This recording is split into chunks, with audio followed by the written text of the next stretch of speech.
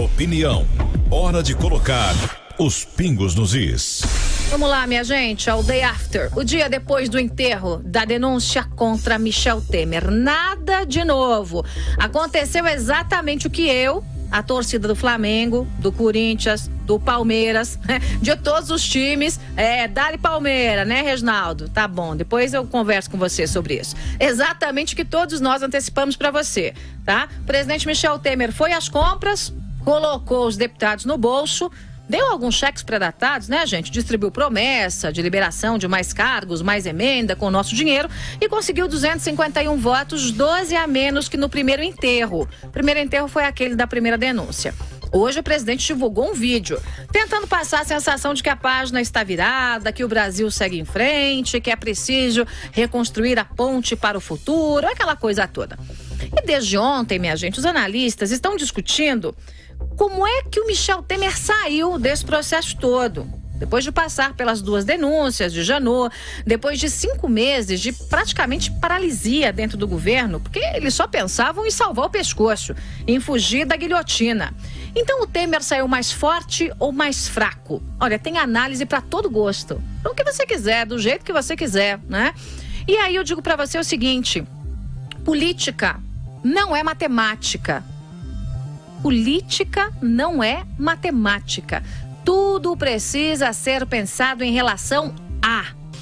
Então é mais forte ou é mais fraco em relação a quê, cara pálida, né? Se a gente levar em conta só a matemática, eu vou mostrar para você dois lados, dois pontos de vista. Eu quero que você preste bem atenção para você concluir qual é o seu ponto de vista. Em geral, no editorial, concluo a coisa para você. Hoje eu vou deixar você pensar nos dois pontos de vista e entender como você bem quiser, como é que você vai concluir essa história. Vamos levar em conta só a matemática básica. Temer teve 12 votos a menos, foi chantageado pela base, sofreu traição dentro do PSDB. Foram 23 dissidentes, né, que votaram contra ele. Sofreu traição do PSD, do ministro Kassab, e deputados de partidos que têm ministérios, como o PPS e o PV, votaram contra Temer. Então, na matemática básica, Temer sai fraco, porque não tem votos sequer para aprovar uma lei ordinária. Isso só na matemática, tá, minha gente? Quem dirá aprovar uma reforma da Previdência, uma PEC, que precisaria de 308 votos na Câmara dos Deputados. Já disse e repito, esse governo não vai conseguir aprovar a reforma da Previdência coisíssima nenhuma. Vai aprovar uma meia-sola, um arremedo, um negócio assim que vai ter nome de reforma, mas de reforma não vai ter nada, tá? Estipular lá a idade mínima para se aposentar, cortar um outro privilégio do funcionário público e acabou. É bem verdade que alguns deputados, minha gente, que votaram contra o Temer, como a turma do PSDB, eles vão votar a favor das pseudo-reformas. Tá na agenda, é pauta deles, né? Mas ninguém vai querer apertar muito o cinto em ano pré-eleitoral. Então, por este ponto de vista, Temer sai fraco. Ponto. Agora a gente vai dar uma voltinha nesta bola, né? Reginaldo. E vamos dar uma espiadinha, assim, vamos dar uma giradinha na bola para olhar do outro lado. Bom, Michel Temer teve menos votos, é verdade, mas mais do que ele precisava. Com 172 votos, ele já se safava. Conseguiu esses votos, atenção, sendo o presidente mais impopular na história do Brasil, o mais rejeitado na história atual, no momento atual, no mundo. Reginaldo, até o Nicolás Maduro tá melhor na fita que o Michel Temer. É dureza, hein? Aí é fim de feira, Reginaldo. O Grupo Eurásia, especializado em análise de risco, divulgou essa avaliação ontem.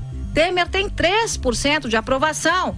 Está atrás do Maduro, presidente da Venezuela. É o lanterninha no campeonato da impopularidade. Eita, some-se aí sua grita da oposição, muito barulhenta, que segue aos berros dizendo que esse governo é ilegítimo, aquele blá blá blá que você já conhece, e ainda uma denúncia atrás da outra. Teve a divulgação também do áudio indecoroso, ou melhor, a conversa indecorosa entre ele e Joesley Batista, medidas impopulares que foram anunciadas, promessas que não foram cumpridas, como as reformas que o governo não conseguiu aprovar e o ajuste fiscal, que virou lenda, minha gente.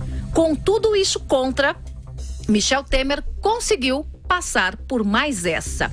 Então, por esse ponto de vista, o resultado de ontem mostra que Temer ainda tem alguma resistência e que sabe usar da articulação política aos moldes tupiniquim. Gente, com aqueles esquemas escandalosos de compra de votos.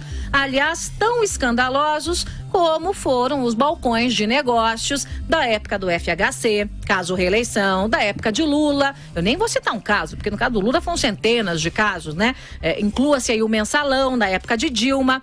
A lógica dessa relação espúria, Palácio e Congresso, é essa mesmo, infelizmente. Tem que mudar? Tem. Mas a lógica é essa. Os deputados se vendem, o presidente compra e os trouxas aqui, brasileiros, pagadores de impostos, pagam a conta. É assim que funciona.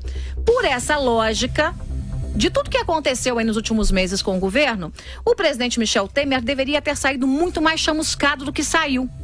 A sobrevivência de Temer, e mesmo com tudo isso, os 251 votos mostram que, apesar de tudo, ele ainda mantém a habilidade para jogar este jogo, que não é limpo, mas é um jogo. E quem é que perdeu, minha gente? Sem dúvida nenhuma, a oposição. Aquele povo lá barulhento, PT, PSOL, né, Maria do Rosário e os cambal. Meia dúzia de votos a mais só que na primeira denúncia. Mas vocês são ruins de serviço, hein? Que fiasco essa oposição. Mesmo com esse presidente, com tudo, com toda a lista que eu dei pra você, com a herança que ainda vem do PT, mas o povo não quer nem saber, quer que o presidente resolva, 13 milhões de desempregados, mesmo assim, com as acusações, a oposição não conseguiu fazer nada, conseguiu literalmente meia dúzia a mais de votos. E o Rodrigo Maia? Rodrigo Maia saiu vitorioso, de novo, como na primeira vez, né? Com a certeza de querer abocanhar mais e mais poder. O marionete do papai, César Maia, presidente da Câmara, se impõe como um primeiro-ministro nessa espécie de parlamentarismo maluco que o Brasil vive. E agora, minha gente? Tá bom, a gente pensa lá quem ganhou, quem perdeu, tá? E agora? Né? Vamos voltar para o mundo real.